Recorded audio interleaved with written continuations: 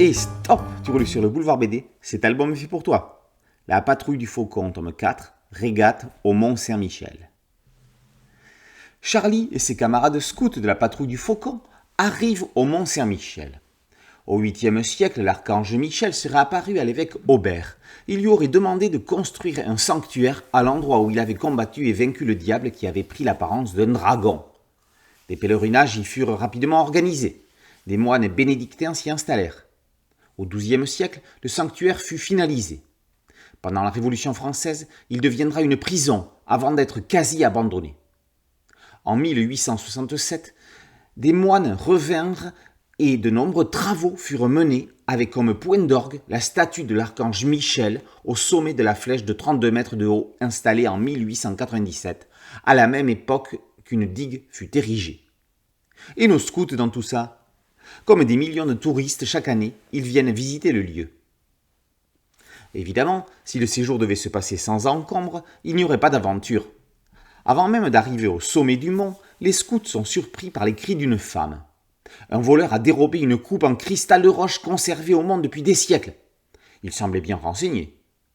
Sous les yeux des scouts, il rejoint le bateau d'un complice grâce à un simple filet accroché à un grappin.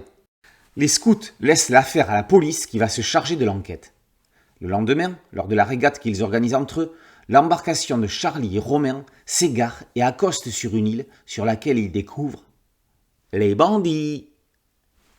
Après la Grande Chartreuse, Rocamadour et le château de Versailles, les scouts de la patrouille du Faucon nous emmènent au cœur du 5e site le plus visité de France, fort de 3 millions de touristes par an.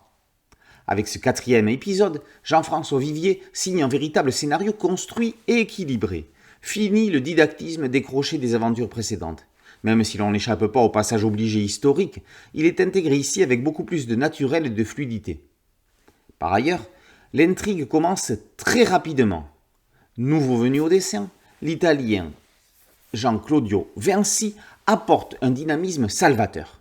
Bref, la patrouille du Faucon prend ici un tournant décisif qui peut faire décoller la série de manière certaine. Entre visites culturelles, challenge sportifs et intrigues policières, la patrouille du Faucon vole en gardant un œil de lynx. Scout, toujours prêt.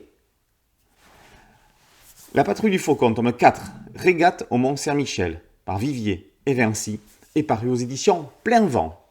Boulevard BD, c'est un podcast audio, un site dédié et une chaîne YouTube. Merci de liker, de partager et de vous abonner. A très bientôt sur Boulevard BD. Ciao.